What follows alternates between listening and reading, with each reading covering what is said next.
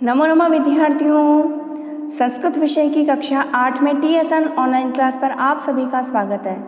विद्यार्थियों, previous video में हमने रुचिरा तृतीय भाग है जो आपका संस्कृत विषय की जो आपकी पाठ्य पुस्तक है बच्चों, उसका जो चैप्टर 11 है सावित्रीबाई फुले, एकादश पाठ है सावित्रीबाई फुले। बच्चों, इस पाठ का हमने हिंदी अर्थ करना सीखा, साथ ही में सावित्रीबाई का जो जीवन चरित्र का संपूर्ण जीवन चरित्र को हमने समझने का प्रयास किया। और आज की कक्षा में बच्चों हम जो पेज नंबर 79 पर आप लोगों के जो अभ्यास प्रश्न दिए गए हैं बच्चों, उनको हम आज समझेंगे। तो शुरू करते हैं। पेज नंबर 79 पर पहला प्रश्न दिया गया है बच्चों, एक पदेन उत्तरत। एक पदेन उत्तरत, एक पद में हमको वन वर्ड वाला क्वेश्चन है बच्चों ये, ठीक है ना। तो इसमें वन वर्ड वाले क्वेश्चन में सबसे पहला प्रश्न है क पे, कीदृशानां कुरीतीनां सावित्री मुखरम विरोधम अकरोत्। किस प्रकार की कुरीतियों का सावित्रीबाई महोदया ने मुखर ध्वनि से विरोध किया। तो किनका विरोध किया? सामाजिक कुरीतियों का सावित्रीबाई ने विरोध किया था। तो आंसर हो जाएगा सामाजिक कुरीतीनां। नेक्स्ट क्वेश्चन है बच्चों, के कूपात जलोद्भरणम अवार्यन। कौन है जो कुएं से जल बाहर निकालने के लिए, कुएं से जल भरने के लिए, जल देने के लिए अवार्यन हटा रही थी? कौन हटा रही थी? जो उच्च वर्गीय महिलाएं थी वो हटा रही थी, ठीक है ना, निम्न वर्गीय महिलाओं को, ठीक है ना। तो आंसर होगा यहाँ पे उच्च वर्गीय। नेक्स्ट है क्वेश्चन बच्चों, क वाला, का स्वदृढ़ निश्चयात न विचलति। कौन है वो जो अपने दृढ़ निश्चय से विचलित नहीं होती है? वो है सावित्रीबाई, ठीक है ना। तो आंसर फिल कर देंगे हम वन वर्ड में, सावित्रीबाई। नेक्स्ट नंबर 4, विधवानां शिरोमुंडनस्य निराकरणाय सा कै मिलिता। विधवाओं के लिए शिरोमुंडन के निराकरण के लिए जो सा किसके लिए है? आया है सावित्रीबाई के लिए। सावित्रीबाई है वो किससे मिली? नाइयों से मिली थी, ठीक है ना। तो लिखेंगे हम नापितई। नेक्स्ट है, सा कासाम कृते प्रदेशस्य प्रथमम विद्यालयम आरभत। जो सा किसके लिए आया? वापस सावित्रीबाई के लिए आया है, सावित्री जी के लिए आया है। तो सावित्री जी ने किसके लिए प्रदेश का प्रथम विद्यालय आरंभ किया था? तो उन्होंने कन्याओं के लिए किया था बच्चों। तो हम फिल कर देंगे यहाँ पे संस्कृत में वन वर्ड में आंसर कन्या नाम, ठीक है। चलते हैं क्वेश्चन नंबर 2 पर, पूर्ण वाक्येन उत्तरत। पूर्ण वाक्य में हमको बच्चों इस क्वेश्चन में आंसर देना है, ठीक है ना। तो हल्का थोड़े से लॉन्ग आंसर वाले क्वेश्चन है बच्चों, ये पहले वन वर्ड वाले किए थे हमने। तो क्वेश्चन नंबर 2 का फर्स्ट है बच्चों, किम किम सहमाना सावित्रीबाई स्वदृढ़ निश्चयात न विचलति।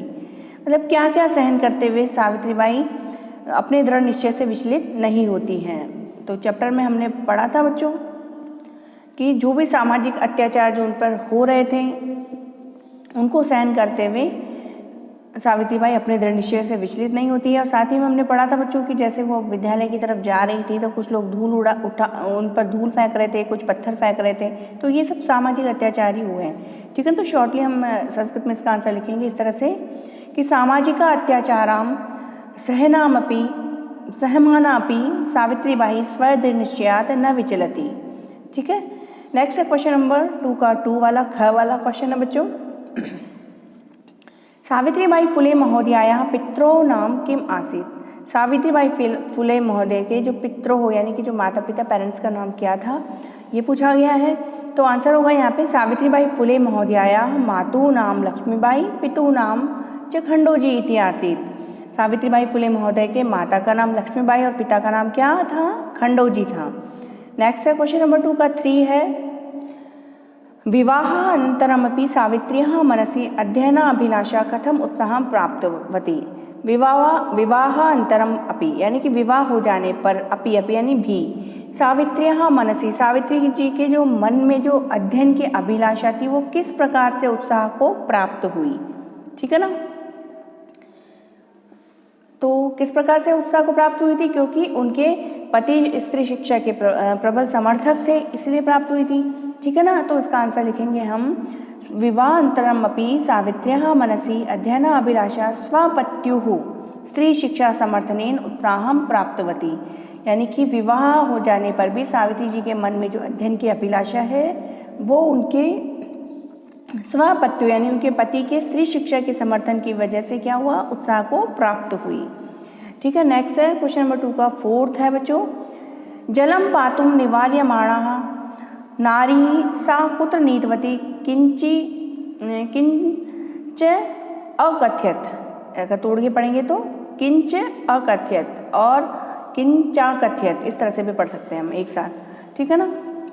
तो जल पाने के लिए, हटाने के लिए नारियों को सा कुत्र नीतवती किंच, मतलब जो जल पाने के लिए जो जिन नारियों को हटाया गया था उन नारियों को वो खुद कहाँ पर लेकर के गई, तो कहाँ लेके गई थी, वो अपने घर ले गई थी और तालाब दिखाया था अपने एरिया का, और फिर बोला था कि यहाँ से जितना जल चाहिए उतना ले लो, इस तरह से बोला था। तो इसको संस्कृत में हम लिखेंगे बच्चों इस तरह से, जलम पातुम निवार्यमाणा नारी सा निज गृहं नीतवती तड़ागम दर्शयित्वा अकथ्यच्च यत् यथेष्टम जलम नयत, कि जल पाने के लिए को हटाने के लिए जो जिन नारियों को हटाया जा रहा था उनको वो अपने सा निज गृह, वो अपने घर को ले गई, नीतवती यानी ले गई, और तालाब दिखाते हुए कहा कि जितना जल चाहिए उतना ले लो। नेक्स्ट है नंबर 5th, क्वेश्चन नंबर 2 का 5th वाला क्वेश्चन है बच्चों, कासाम संस्थानाम स्थापनायाम फुले दंपत्यो अवदानम महत्वपूर्णम। तो कौन कौन सी संस्थाओं की स्थापना में फुले दंपति का, फुले पति पत्नी का योगदान बहुत ही महत्वपूर्ण है। तो वो 2 संस्थाएं कौन कौन सी हैं, वो है महिला सेवा मंडल, शिशु हत्या प्रतिबंधक गृह इत्यादि नाम संस्थानाम स्थापनायाम फुले दंपत्यो अवदानम महत्वपूर्णम, ठीक है। नेक्स्ट क्वेश्चन है बच्चों 6 वाला क्वेश्चन, सत्यशोधक मंडल से उद्देश्यम किम आसीत्। सत्यशोधक मंडल का उद्देश्य क्या था।